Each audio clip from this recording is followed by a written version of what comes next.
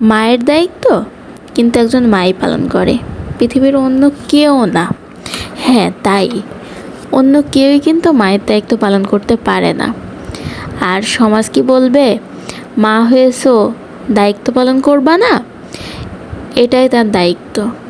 এটা তার শুধু দায়িত্ব না, অনেক বড় দায়িত্ব। কিন্তু দায়িত্ব পালন করতে করতে সে কতটা ভেঙে পড়ে সেটা কি আমরা কখনো ভেবে দেখেছি? সে তো মানুষ, সে কি ক্লান্ত হতে পারে না?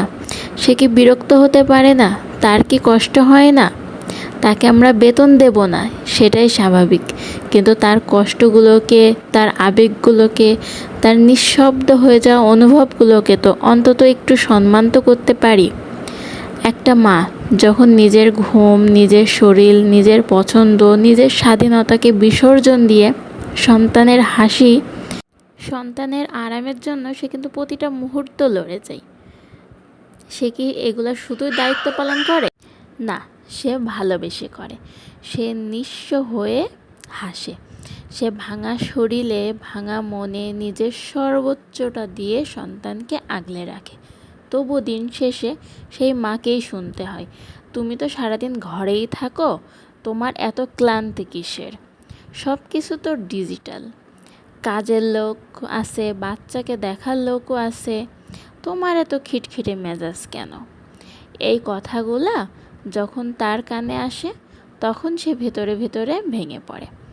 কারণ কেউ জানে না সে কতটা একা, সে কতটা নিঃস্ব, সে কতটা অবহেলিত। একজন মা, সে কিন্তু নিজের ভালোবাসা দিয়ে একটা ছোট্ট জীবন গড়ে তোলে।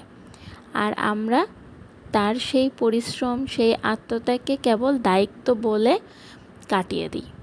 একজন মা, সে বেতন চায় না, সে চায় শুধু একটু বোঝা, একটু সহানুভূতি, একটু প্রশ্রয়। একজন মা, সে কিন্তু চায় কেউ একজন বলুক, তুমি অনেক কষ্ট করো, আমি বুঝি।